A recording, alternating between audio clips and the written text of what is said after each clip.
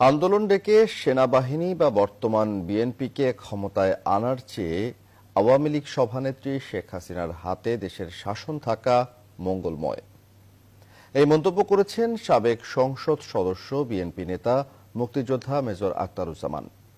নিজের দল বিএনপির মূল্যায়নে বলছেন, দুইবার ক্ষমতায় গিয়ে তাদের নেতারাও দুর্নীতিগ্রস্ত, যে কারণে সরকারের দুর্নীতির প্রতিবাদে মাঠে নামার নৈতিক শক্তি নেই।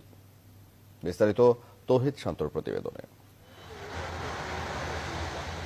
বিএনপির দলীয় মনোনয়ন নিয়ে ধানের শীষ প্রতীকে পঞ্চম এবং সপ্তম দুই মেয়াদে জাতীয় সংসদের সদস্য নির্বাচিত হয়েছেন। শীর্ষ নেতাদের বিভিন্ন সিদ্ধান্তর প্রকাশ্য মতপার্থক্য তুলে ধরে দলের ভেতরেই বিভিন্ন সময় আলোচনার সৃষ্টিও করেছেন অবসরপ্রাপ্ত মেজর আখতারুজ্জামান। আমি জনগণকে নতুন কি প্রত্যাশা দেখাবো? আমাকে তো দুইবার দেখছি। এই মুহূর্তে দেশের সংকট সমাধানে শেখ হাসিনার প্রধানমন্ত্রিত্ব সঠিক বলে মনে করেন বিএনপির এই নেতা। এখন আন্দোলন করলে সেনাবাহিনী আসবে, সেনাবাহিনী টোটালি করাপ্ট হয়ে গেছে, কাজে সেনাবাহিনীর প্রতি মানুষের ভরসা নাই। তাহলে কে আসবে? বিএনপি আসবে। তো এই দুইটার চেয়ে তো শেখ হাসিনা অনেক ভালো, আমি সার্টিফাই করবো। আপনি নির্বাচন দিয়েন না, ক্ষমতায় গেছেন, কিন্তু আপনি কিন্তু সর্বদলীয় কমিটি করতে পারতেন না? আপনি বিভিন্ন ইস্যুতে কি বিভিন্ন রাজনৈতিক দলদেরকে সম্পৃক্ত করতে পারতেন না? এই যে কোভিডের টিকাগুলো সংগ্রহ করা হচ্ছে, কোত্থেকে ভালো টিকা নেওয়া হবে, কিভাবে দেওয়া হবে, সেটা দেখভাল করার জন্য, এবং যে প্রণোদনাগুলো দেওয়া হচ্ছে প্রধানমন্ত্রীর তরফ থেকে, সবগুলো দেখার জন্য একটি সর্বদলীয় রাজনৈতিক কমিটি করে দেন।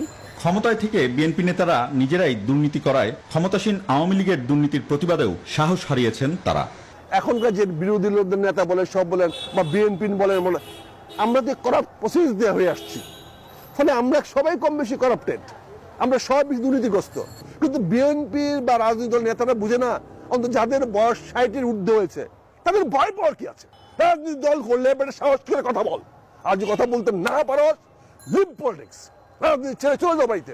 এমনকি বিএনপির নীতি নির্ধারকদের দল পরিচালনা পদ্ধতি নিয়েও প্রশ্ন রয়েছে বিএনপি দলীয় সাবেক এই সংসদ সদস্য।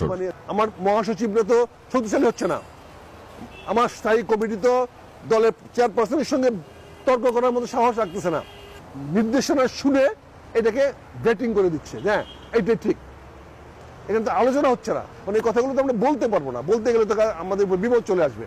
তবে দেশের দিন পরিবর্তনের জন্য নতুন প্রজন্মের প্রতি ভরসা রেখেই তাদেরকে এগিয়ে আসার আহ্বান জানান মুক্তিযোদ্ধা আখতারুজ্জামান। বাদিষ্টার নতুন প্রজন্ম তৈরি হোক, জনগণ সেটা অপেক্ষা করছে। তৌহিদ শান্ত, নিউজ 24, ঢাকা।